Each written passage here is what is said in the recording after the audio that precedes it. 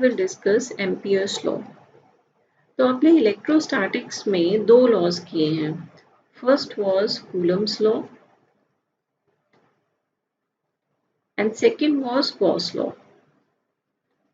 दोनों ही लॉज हम यूज करते थे to find the value of electric field at a point. लेकिन गॉस लॉ की ये एडवांटेज थी कि हमारी जो कैलकुलेशंस है वो बहुत ज़्यादा इजी हो जाती थी. एंड गॉस लॉ की आपने स्टेटमेंट की थी that closed surface integral of electric field is equal to 1 by epsilon naught times the charge enclosed. Similarly, magnetostatics में आपने पहले किया Biot-Savart's law और अब हम करेंगे एम्पियर सर्किट लॉ. इसमें भी ये तो जो दोनों लॉज हैं they are used to find magnetic field at a point, लेकिन एम्पियर्स लॉ से हमारी जो कैलकुलेशंस हैं they turn out to be very easy. और इसकी स्टेटमेंट है B dot dl that is closed line integral of magnetic field is equal to mu naught times the current threading the closed path. अब देखो जैसे आपने इसकी statement as such learn की थी, आपको इसकी स्टेटमेंट भी एज सच ही करनी पड़ेगी, बिकॉज जो लॉज होते हैं वो फैक्ट्स होते हैं which have been derived based on empirical observation.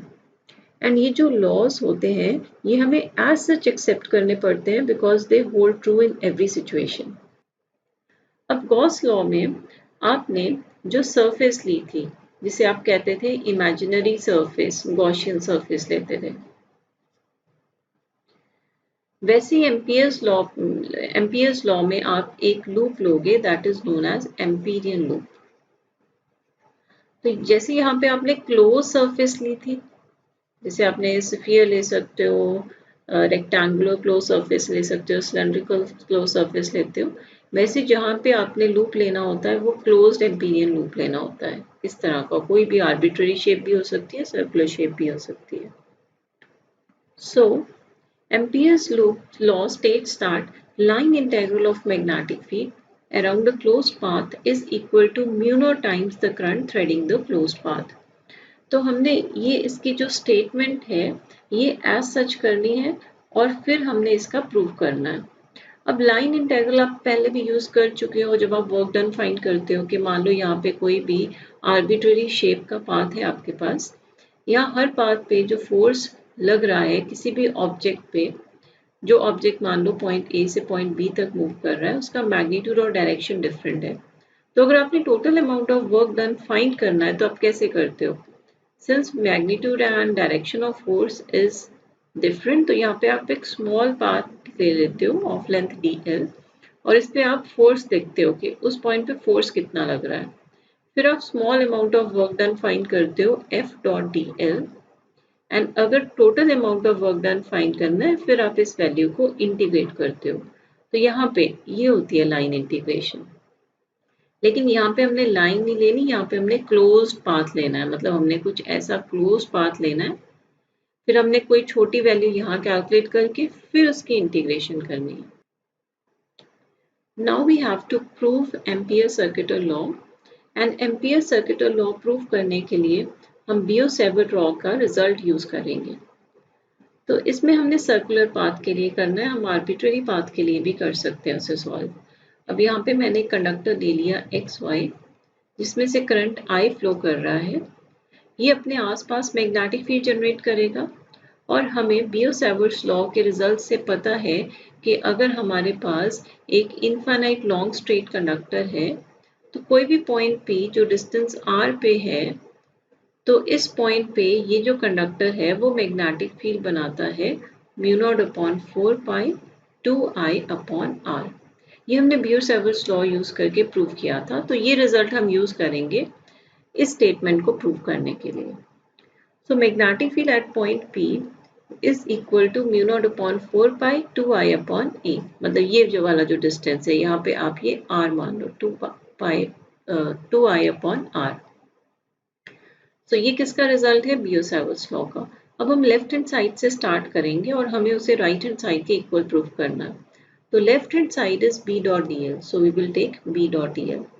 अब यहाँ पे जो मैग्नेटिक फील्ड की डायरेक्शन आएगी वो कैसे आएगी, इस पॉइंट पे perpendicular to page of paper inwards. आप right hand thumb rule use कर सकते हो। जो थंब है वो आप प्लेस करो in the direction of current, then curl of fingers will give the direction of magnetic field. तो मैग्नेटिक फील्ड ऐसे जाएगा और एक पॉइंट पे अगर आपने फाइंड करना है तो you will draw tangent at that point. अब हम इस डायरेक्शन में जाएंगे, फॉर आवर कन्वीनियंस हम उसी डायरेक्शन में जाएंगे जिस डायरेक्शन में मैग्नेटिक फील्ड है। तो dl की वैल्यू ये हो जाएगी, मतलब अपने इस पॉइंट पे b डॉट dl कैलकुलेट कर लेना है। तो यहाँ पे आ जाएगा b dot dl, since b and dl are in same direction, तो ये आ जाएगा b dl cos 0 is 1, so this will be equal to b into closed integral of dl। अब देखो ये है इस पॉइंट पे small, very small part dl, अगर हम टोटल पाथ लेंगे तो वो इस इमेजिनरी क्लोज सरफेस का इंटीग्रेशन हो जाएगा। ठीक है, तो इंटीग्रेशन 2 पाई r हो जाएगा। तो यहाँ पे ये हो जाएगा 2 पाई इंटू आर हो जाएगा, और ये b की वैल्यू हमने यहाँ सब्स्टिट्यूट कर दी है, value of b, and integration of dl is 2 pi r। तो जो हमारा फाइनल रिजल्ट आएगा वो इक्वल टू आ जाएगा म्यू नॉट इंटू आई। तो हमने ये एम्पियर्स लॉ प्रूव कर दिया है यूजिंग रिजल्ट्स ऑफ बियो-सेवर्ट्स लॉ। अब हम ये एप्लीकेशंस में यूज करेंगे और हम देखेंगे कि हम बड़ी इजीली फाइंड कर सकते हैं magnetic field at a point. So now we will discuss application of Ampere's law. So the first application is magnetic field due to straight conductor. अब हमें इसे स्टेप वाइज करना है एम्पियर्स लॉ को, तो हम यहाँ पे पहले एक लेंगे long straight conductor XY in which current I is flowing. अब किसी भी पॉइंट P पे हमने फाइंड करना है magnetic field and this point P is at a perpendicular distance R from this wire. तो जो फर्स्ट स्टेप होता है तो वो होता है कि हमें सबसे पहले एम्पीरियन लूप ड्रॉ करना होता है। एम्पीरियन लूप मतलब कोई भी आप यहाँ पे एक लूप ड्रॉ करो दैट शुड बी क्लोज्ड, और वो पॉइंट P से पास होके निकलना चाहिए, and it can be of any shape, but for our convenience हम इसे सर्कुलर शेप का लेते हैं। अब आप क्या करोगे, इस पॉइंट P पे आप फाइंड करोगे मैग्नेटिक फील्ड की डायरेक्शन, और वो होगी perpendicular to plane of paper inwards, and dl भी आप इसी डायरेक्शन में ले लोगे। dl क्या है, स्मॉल डिस्प्लेसमेंट इस पाथ पे आप ऐसे चल रहे हो, इस एम्पीरियन लूप पे आप इमेजिन करोगे आप ऐसे मूव कर रहे हो, एंड dl की डायरेक्शन आपने b की ही डायरेक्शन में ले लेनी है। फिर आपको पता है जो एम्पियर्स लॉ है वो क्या है, b dot dl is equal to mu naught into I. तो यहाँ पे हम पहले b डॉट dl फाइंड करेंगे। तो b डॉट dl किसके इक्वल हो जाएगा, b dl cos 0, since b and dl are in same direction, so which will be equal to b into closed integral of dl, and closed integral of dl क्या आ जाएगा, 2 pi into r।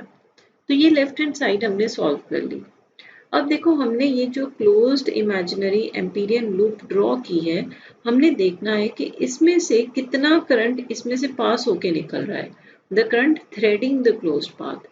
तो जितना भी wire का current है वो इस path के अंदर ही लाई कर रहा है, तो यहाँ पे the current threading the closed path will be equal to I. So current threading will be equal to I. तो अब हम एम्पियर्स लॉ अप्लाई कर देंगे, b dot D L is equal to mu naught into I. B dot D L की हमारे पास ये value आ गई, आई जो टोटल करंट इनक्लोज किया है, तो यहाँ पे आ जाएगा b into D L into cos of 0 b into 2 pi R is equal to mu naught into I. तो ये हमारा फाइनल रिजल्ट आ जाएगा। अब अगर आपने बियो-सेवर्ट्स लॉ में देखा होगा तो ये रिजल्ट हमारा काफी मुश्किल से आया था।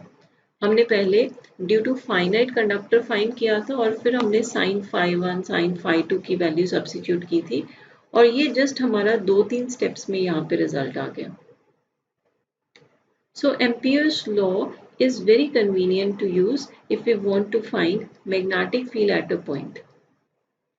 Now we will discuss second application of Ampere's law, that is magnetic field due to current in a cylinder. तो यहाँ पे हम कंसिडर करते हैं एक सिलेंडर जिसमें से I करंट फ्लो हो रहा है। So this is a solid cylinder. तो इस सारे में से जो करंट फ्लो कर रहा है दैट इज I। तो हमने दो पॉइंट्स पे मैग्नेटिक फील्ड की वैल्यू फाइंड करनी है। एक point P that is outside the cylinder and second is point Q that is inside the cylinder. तो पहले हम लेते हैं point P which is outside the cylinder। तो फर्स्ट स्टेप हमने क्या करना है, एम्पीरियन लूप ड्रॉ करनी है।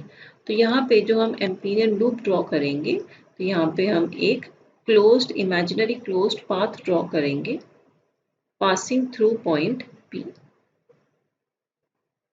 अब हमारे पास एम्पियर्स लॉ की स्टेटमेंट है that is closed line integral of magnetic field is equal to mu naught times the current threading the closed path।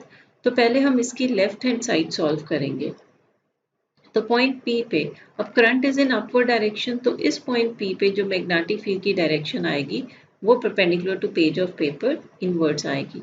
और हम DL की भी यही वाली डायरेक्शन ले लेंगे कि हम इस पाथ में ऐसे मूव कर रहे हैं। तो यहाँ पे जो B डॉट DL आएगा वो आएगा B DL cos 0 because B and DL are in same direction. तो ये आ जाएगा B into integration of DL। This will be equal to B into 2 pi R because हम यहाँ पे जो ये डिस्टेंस है मतलब जो रेडियस है of imaginary closed Amperian loop वो हम R ले लेते हैं। अब ये एम्पीरियन लूप जितना भी करंट इस सिलेंडर में से पास कर रहा है वो सारा करंट ही ये इनक्लोज कर रहा है। So total current threading the closed path will be equal to I। तो यहाँ पे अब हम एम्पियर लॉ अप्लाई करेंगे तो B डॉट डी एल आ जाएगा me not into I। B dot D L की वैल्यू हमने यहाँ पे कैलकुलेट कर ली है एंड करंट टोटल करंट सारा जिसमें ये सारा इनक्लोज करेगा। तो B into 2 pi R mu naught I के इक्वल आ जाएगा। तो B की वैल्यू आ जाएगी mu naught I over 2 pi R। मतलब यहाँ पे जो B है वो इनवर्सली प्रोपोर्शनल टू R आएगा। मतलब जैसे जैसे हम डिस्टेंस इंक्रीज करेगा as we will move away from the axis of the cylinder the magnetic field will go on decreasing. Now we have to find magnetic field at point Q which is inside the cylinder। तो first step क्या है कि हम imaginary close path draw करेंगे, एक Amperian loop draw करेंगे जिसका radius है स्मॉल r और यहाँ पे हम पहले closed path integral B dot DL की वैल्यू फाइंड कर लेंगे।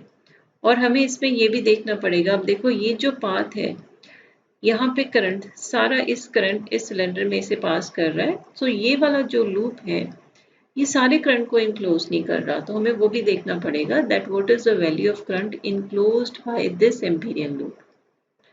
तो current through the loop will be I over pi R square into pi R square. अब ये कैसे आया, अब suppose the radius of cylinder is R। तो ये इस सिलेंडर का एरिया ऑफ क्रॉस सेक्शन हो गया। तो एरिया ऑफ क्रॉस सेक्शन कितना हो गया, पाई आर स्क्वायर। अब अगर area of cross section pi R square है तो करंट उसमें से कितना पास हो रहा है, I, because total current passing through this cylinder is I। तो अगर area is pi R square area of cross section then current passing is I। अब हमने सिर्फ इतने एरिया में देखना है कितना करंट पास कर रहा है। तो if area is pi R square तो current will be I over pi r square into pi r square। We will use unitary method here।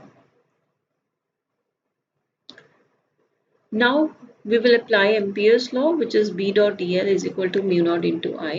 अब B dot dl ये similar way से ही solve होगा कि B की direction के भी क्या है ये और dl की भी हम यही वाली डायरेक्शन ले लेंगे।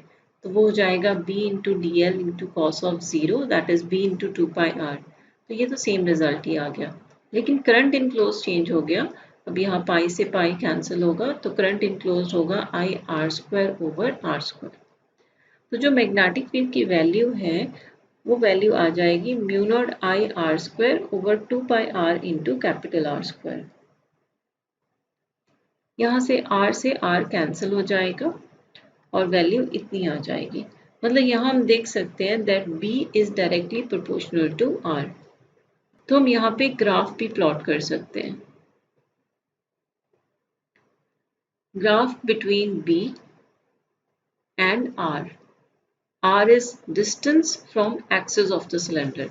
तो इनसाइड जो B है वो डायरेक्टली प्रोपोर्शनल टू R है, तो इनसाइड आपकी इस तरह की वेरिएशन आएगी, B is directly proportional to R and ये मैक्सिमम हो जाएगा कहाँ पे, रेडियस पे, यहाँ बाहर, तो यहाँ पे R आ जाएगा R के इक्वल। और आउटसाइड क्या है, इनवर्सली प्रोपोर्शनल, मतलब जैसे जैसे R इंक्रीज करेगा B की वैल्यू डिक्रीज करेगी, तो ये ग्राफ हमारा ऐसे आ जाएगा, here B is inversely proportional to R. So this is how we can find magnetic field due to current in a cylinder using Ampere's law.